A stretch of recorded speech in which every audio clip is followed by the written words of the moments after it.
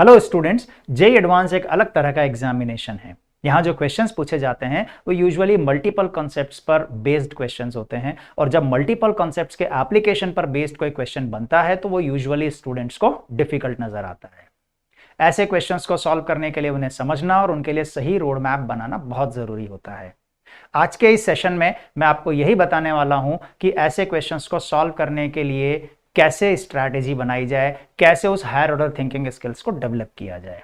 Examples के through मैं आपको यह समझाने की कोशिश करूंगा कि ऐसे क्वेश्चंस को समझना जरूरी होता है, उनके लिए टेम्परामेंट बिल्ड करना जरूरी होता है, उनके लिए सही स्ट्रैटेजी बनाना, higher order thinking skills generate करना जरूरी होता है, और फिर फाइनली सॉल्व करने का तरीका आपको उसमें निकाल देता है। तो डियर स्टूडेंट्स, एग्जाम्पल के थ्रू इस बात को समझते हैं, और जो जेईई एडवांस का क्रैश कोर्स हम ई करियर पॉइंट ऐप पर शुरू करने जा रहे हैं, उसमें हमारी कोशिश है कि इस तरह के क्वेश्चंस को लेते हुए हम आपको उस स्किल को डेवलप करने में हेल्प कर सकें, और आप वो स्किल डेवलप करके एक अच्छा स्कोर जेईई एडवांस में ला सकें। So let's have an example.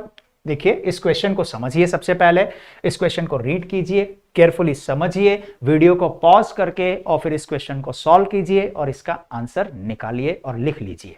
उसके बाद मेरा सॉल्यूशन देखिए। राइट, अब देखते हैं, इसको समझते हैं। यहां बोला जा रहा है 5 points on a plane are situated so that no two of the lines joining a pair of points are coincident, parallel or perpendicular। ठीक है, मतलब 5 पॉइंट्स हैं, कोई भी लाइंस आपस में पैरेलल नहीं है, परपेंडिकुलर नहीं है, कोइंसिडेंट नहीं है ना। यानी हर पेयर ऑफ लाइन आपको एक डिफरेंट इंटरसेक्शन पॉइंट दे रहा है। ठीक है, ये तो गिवन इंफॉर्मेशन होगी। निकालना क्या है, चाहता क्या है?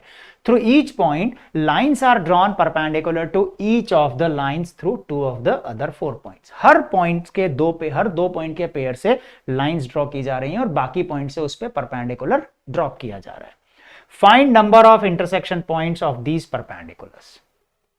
उनका आपको इंटरसेक्शन पॉइंट्स फाइंड आउट करना है। किनका? परपेंडिकुलर्स का। तो चलिए समझते हैं। There are 5 points. अब यहां पर हर पेयर आपको इंटरसेक्ट करवाना है, हर पेयर से इंटरसेक्शन हो रहा है, और उस हर लाइन के ऊपर बाकी जितने भी लाइंस हैं उनसे परपेंडिकुलर, बाकी जितने पॉइंट्स हैं उन सबसे परपेंडिकुलर्स ड्रॉप किए जा रहे हैं। ठीक है, तो चलिए इसको सॉल्व करने के लिए सब कुछ ऊपर शिफ्ट कर देते हैं एक बार, और अब देखते हैं कि किस तरह से लाइंस बनेगी। इस तरीके से लाइंस बनाई जा रही हैं। अब यहां पर let's say this is one of the lines. बहुत सारी लाइंस अभी हमने देखी, उनमें से कोई एक लाइन है ये। इस लाइन पे बाकी जितने भी पॉइंट्स हैं उन सबसे परपेंडिकुलर्स ड्रॉप किए जा रहे हैं। ठीक है, तो सबसे पहले तो लाइंस काउंट कर ली जाए कि टोटल लाइंस कितनी है। Right, so total number of lines, हमें पता है कि यहां पर 5 पॉइंट्स हैं, इसलिए टोटल नंबर ऑफ लाइंस जो होंगी वो 5C2 होंगी, and we can have 5C2 number of lines, that means 10 number of lines। अब यहां परपेंडिकुलर्स ड्रॉप हो रहे हैं, तो टोटल परपेंडिकुलर्स कितने बन रहे हैं ये पता कर लेते हैं। फिर उन परपेंडिकुलर्स में आपस में इंटरसेक्शन हो रहा है, और वो इंटरसेक्शन पॉइंट का नंबर ही फाइनली हमें कैलकुलेट करना है। So total perpendiculars drawn, how many perpendiculars are drawn? यही लाइन हमारे सामने है। इस लाइन पर कितने परपेंडिकुलर्स ड्रॉप किए जा सकते हैं? 3 पॉइंट्स हैं, और उन तीनों पॉइंट से परपेंडिकुलर ड्रॉप हो जाएंगे। Okay, and every line will have such 3 perpendiculars. So total number of perpendiculars will be 3 into 10, that means 30. 30 number of perpendiculars होंगे। अब बात कर रहा है इन perpendiculars के intersection points की। So what we want to get? We want to get maximum intersection points of these perpendicular lines. ये perpendicular lines कितने intersection points देंगी? अब जरा डायग्राम को ध्यान से देखिए। डायग्राम में तो मुझे बड़ी कमाल की चीज दिख रही है। इस लाइन पे जो परपेंडिकुलर्स ड्रॉप हो रहे हैं ये तो पैरेलल हैं, तो पैरेलल परपेंडिकुलर्स, ये पैरेलल लाइंस तो इंटरसेक्ट करेंगी ही नहीं। फिर ये कौन से परपेंडिकुलर्स के इंटरसेक्शन की बात हो रही है? जस्ट थिंक ऑफ इट, है ना। ये लाइंस तो आपस में इंटरसेक्ट नहीं करेंगी। ये जो येलो लाइंस थी वो आपको बता रखा था कि पैरेलल नहीं है, लेकिन उन लाइंस पे जब परपेंडिकुलर्स ड्रॉप हो रहे हैं तो वो तो पैरेलल हो गए। On a line all the perpendiculars will be parallel, that's but obvious, we know the concept, isn't it? इसका मतलब ये हो गया कि मुझे डायग्राम में कुछ और लाइंस भी बनानी पड़ेंगी। तो मैंने येलो लाइन जो गिवन 5 पॉइंट से बनाई थी उनमें से एक लाइन आपको दिखाई है, और ले लेते हैं। जैसे एक और ये लाइन आ गई, इस लाइन पे भी परपेंडिकुलर ड्रॉप करके देखा, अच्छा तो ये इंटरसेक्शन पॉइंट है, इस इंटरसेक्शन पॉइंट को काउंट करना है मुझे। है ना। यानी इस पॉइंट से मैंने किसी दूसरी लाइन के ऊपर परपेंडिकुलर ड्रॉप किया और यहां पर जो पिछली लाइन के ऊपर परपेंडिकुलर्स थे उनका आपस में इंटरसेक्शन हो रहा था, तो ये इंटरसेक्ट कर रहे हैं, ठीक है। लेकिन इसका मतलब जितने भी परपेंडिकुलर्स थे, इस तरह की जितनी भी येलो लाइंस हैं, हर लाइन पे परपेंडिकुलर्स हैं और उन सारे परपेंडिकुलर्स में से हर पेयर इंटरसेक्ट नहीं कर रहा। ये तो क्लियर हो गई। जो पिछले पैरेलल लाइंस थी वो तो इंटरसेक्ट नहीं कर रही थी, लेकिन उसमें से किसी दूसरी लाइन पे परपेंडिकुलर ड्रॉप किया गया तो वो तो इंटरसेक्ट कर रहे हैं। यानी कुछ कर रहे हैं, कुछ नहीं कर रहे हैं। इसको कैसे काउंट करें? इसका मतलब हम एक काम करते हैं, कितने इंटरसेक्ट नहीं करेंगे ये तो पता लगा लेंगे, तो टोटल कैलकुलेट कर लें, उसमें से जो इंटरसेक्ट नहीं कर रहे हैं वो सब्ट्रैक्ट कर देते हैं। जैसे पिछले केस में मैंने देखा 3 पैरेलल थे, वो हम सब्ट्रैक्ट कर देंगे, वो एडिशनल आ जाएंगे, उनको हम हटा देते हैं। तो total number of maximum possible intersection points निकाल लिए जाएं, ये अज्यूम करते हुए कि जितने भी परपेंडिकुलर्स हैं, ये जितनी भी ऐसी व्हाइट वाली लाइंस बनेंगी उनमें हर पेयर इंटरसेक्ट कर रहा है। थोड़ी देर के लिए मान लेते हैं कि वो जो पैरेलल थे ये वाले, ये भी इंटरसेक्ट कर रहे हैं और आपको कोई पॉइंट दे रहे हैं, उसको हम कैलकुलेट कर लेते हैं क्योंकि टोटल 30 है। और अगर सारे 30 पॉइंट्स, ये जितने भी सारे 30 परपेंडिकुलर्स हैं, हर पेयर इंटरसेक्ट करके एक नया पॉइंट जनरेट कर रहा होता तो वो तो कैलकुलेट करना बहुत आसान है, 30C2 हो जाएगा। उसमें से ये इंटरसेक्ट नहीं कर रहे हैं तो इनसे कितने इंटरसेक्शन पॉइंट जनरेट होते हुए मैंने काउंट कर लिए वो सब्ट्रैक्ट कर दूंगा।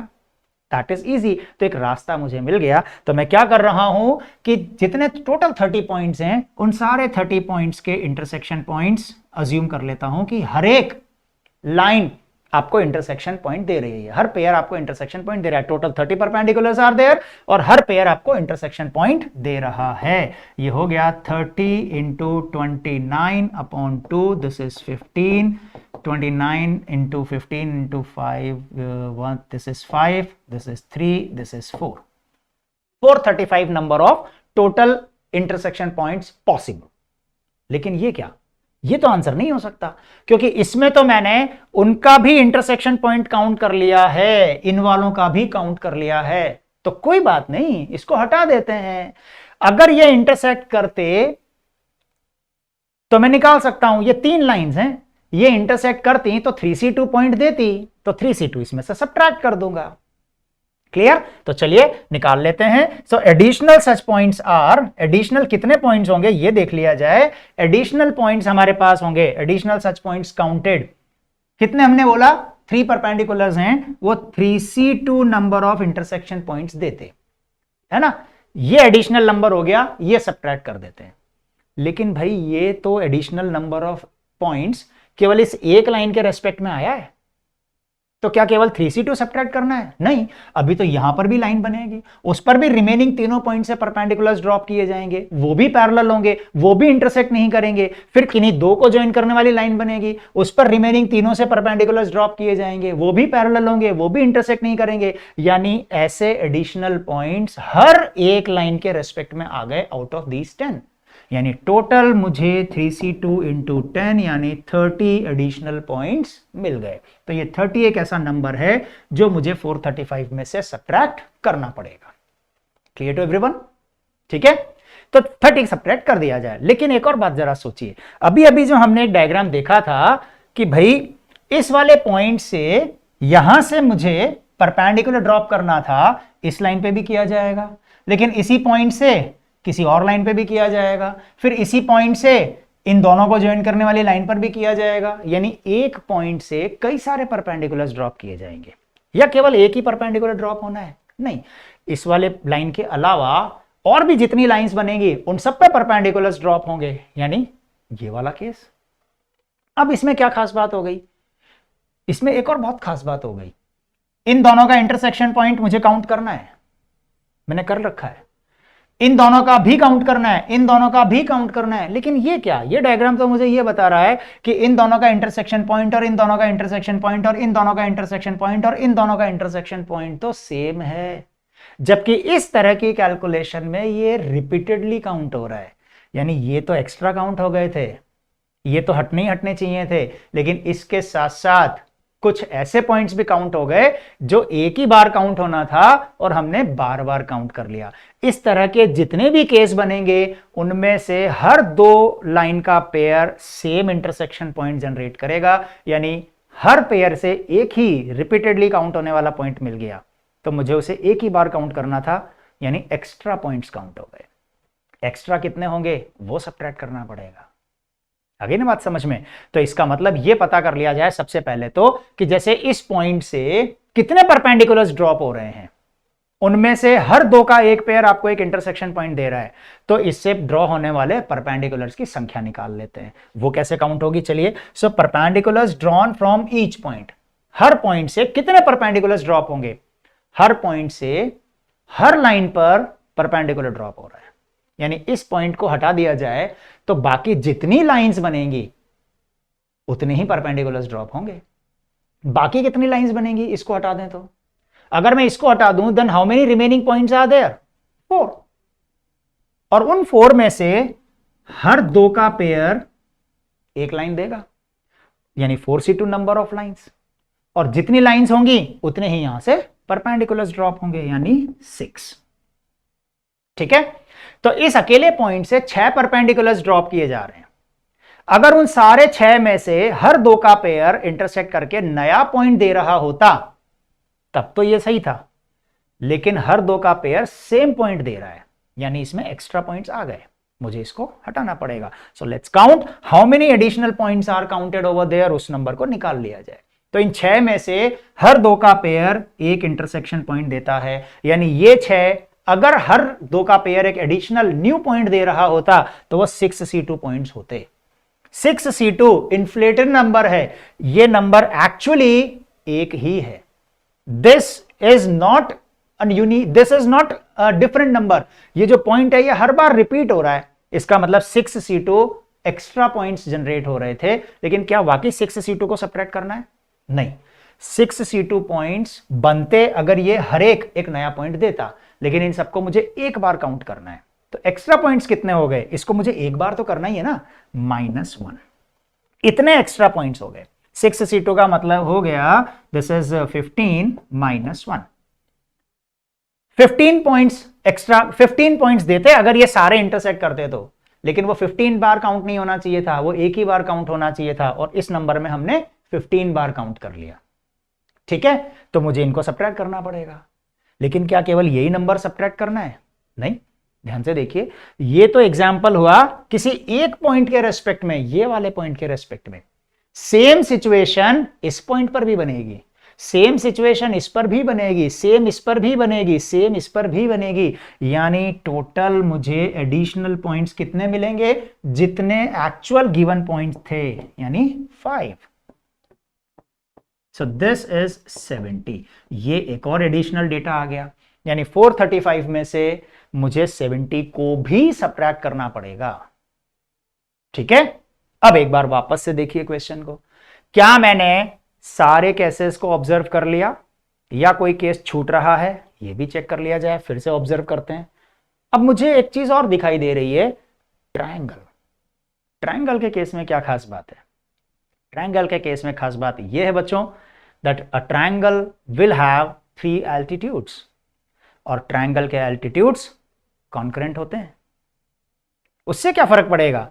अरे जो इस ट्रायंगल के 3 एल्टीट्यूड्स होंगे वो एक्चुअली इसी तरह के परपेंडिकुलर्स तो होंगे ना, यहां इस पॉइंट से इस लाइन पे जो परपेंडिकुलर ड्रॉप होगा, इस पॉइंट से इस पर जो ड्रॉप होगा, इस पॉइंट से इस पर जो ड्रॉप होगा, ये तीनों एल्टीट्यूड्स हो गए, और इनमें से हर पेयर एक इंटरसेक्शन पॉइंट दे रहा है, लेकिन वो सेम दे रहा है या डिफरेंट दे रहा है, वो तीनों तो कॉन्करेंट होंगे, तो वो एक ही देगा, रिपीटेडली काउंट नहीं होना चाहिए था।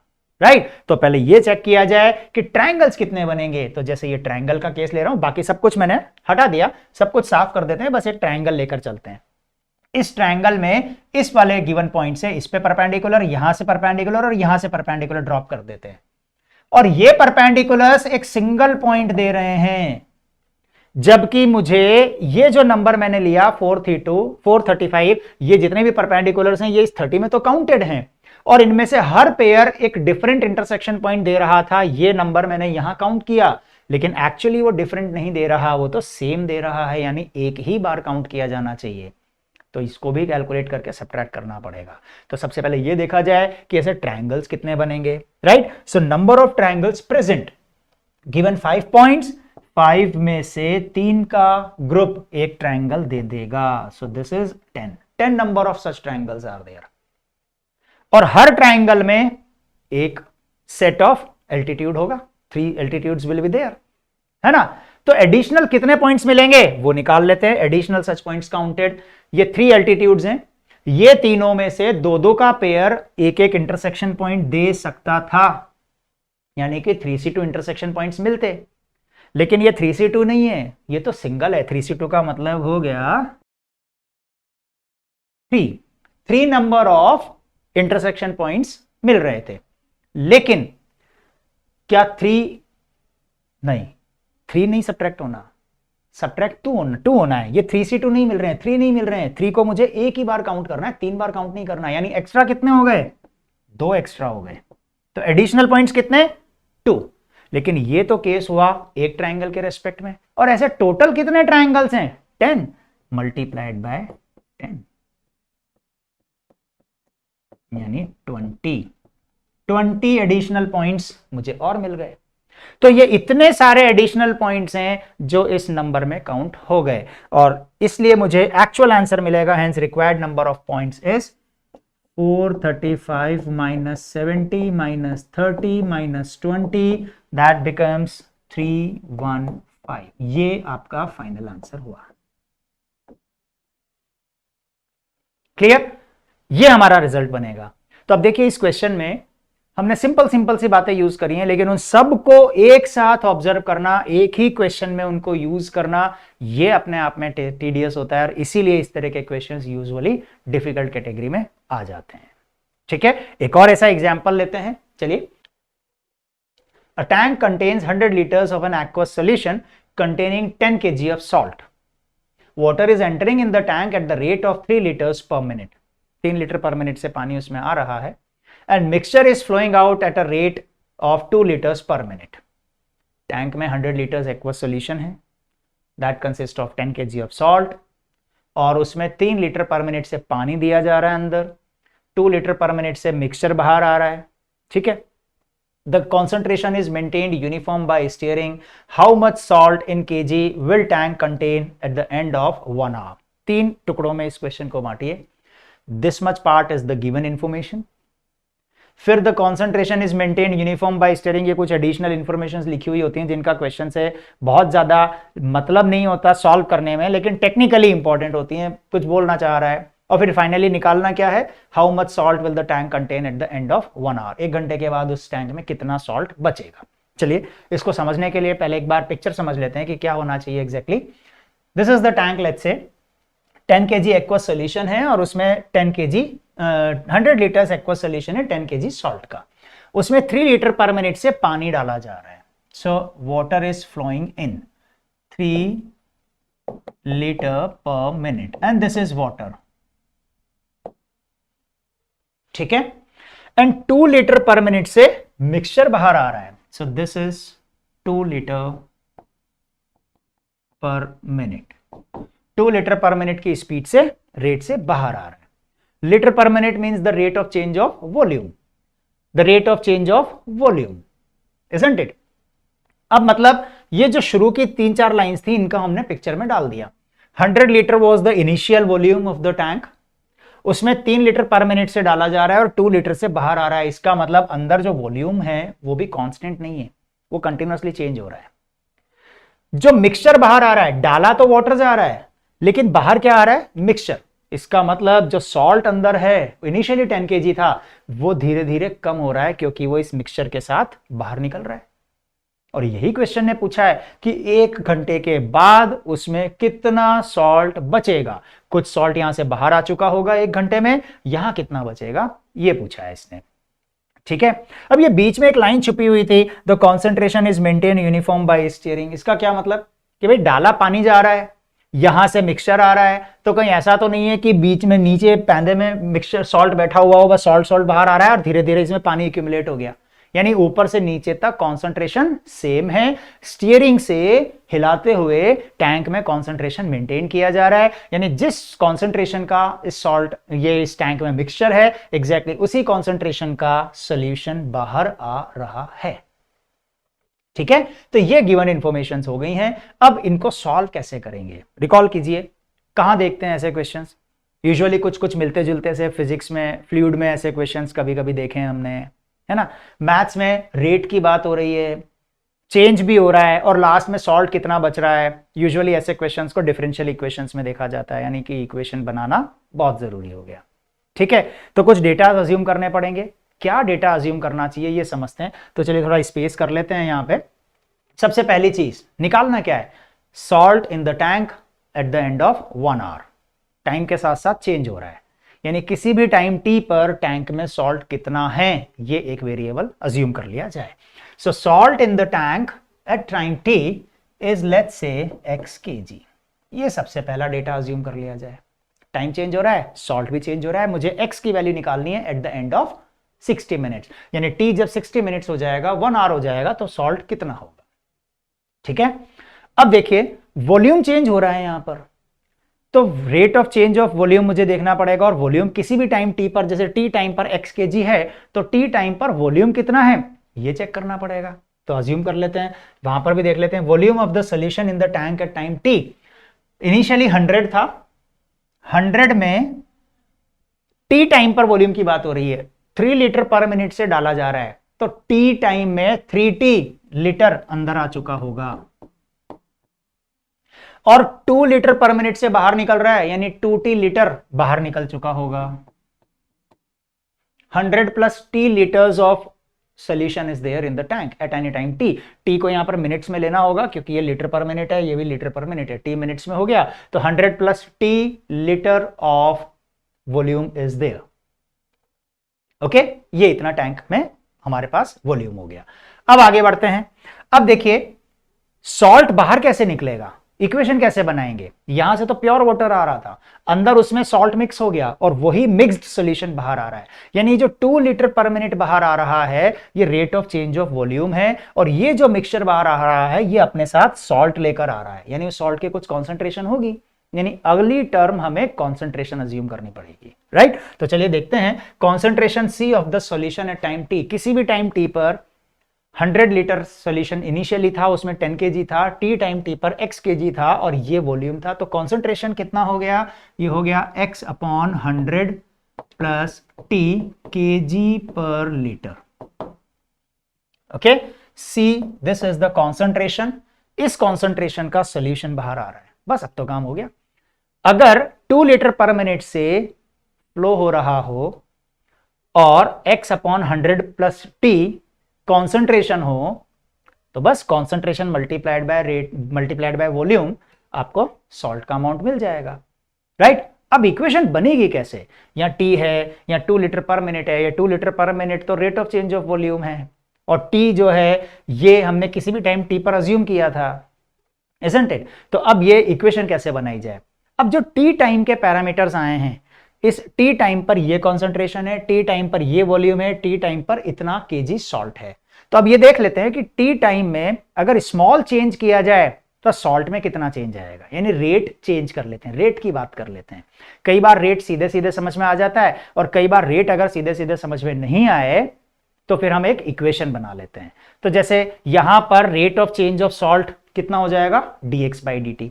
तो dx बाई dt अगर हमें समझ में आ गया तब तो मैं यहां पर इजीली रेट ऑफ चेंज से निकाल सकता हूं, और अगर नहीं तो फिर मैं थोड़ा सा डिफरेंट कंसेप्ट से चलूंगा, जैसा फिजिक्स में आप किया करते हैं, एक स्मॉल एलिमेंट लेना। तो t टाइम पर एक स्मॉल एलिमेंट हमने टाइम का सेलेक्ट कर लिया dt टाइम, और उस dt टाइम में टैंक में जो सॉल्ट में चेंज आ रहा है वो कितना अज्यूम कर लें, dx अज्यूम कर लेते हैं। तो चलिए, salt reduced in the tank in small time dt is equals to dx।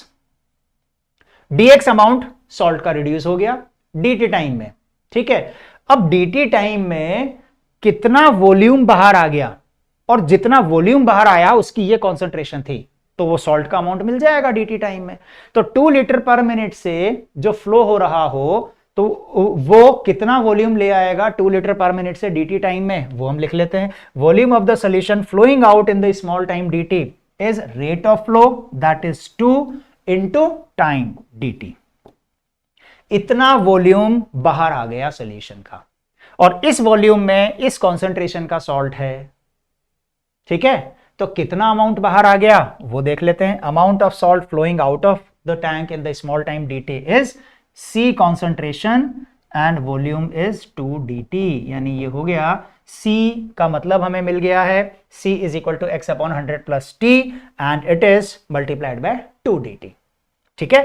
और इसलिए अब हमारे पास एक इक्वेशन बन गई कि dx अमाउंट जो अंदर रिड्यूस हुआ that is dx, और जो बाहर आ गया वो था C into 2 dt, ये हो जाता है x upon 100 plus T into 2 dt।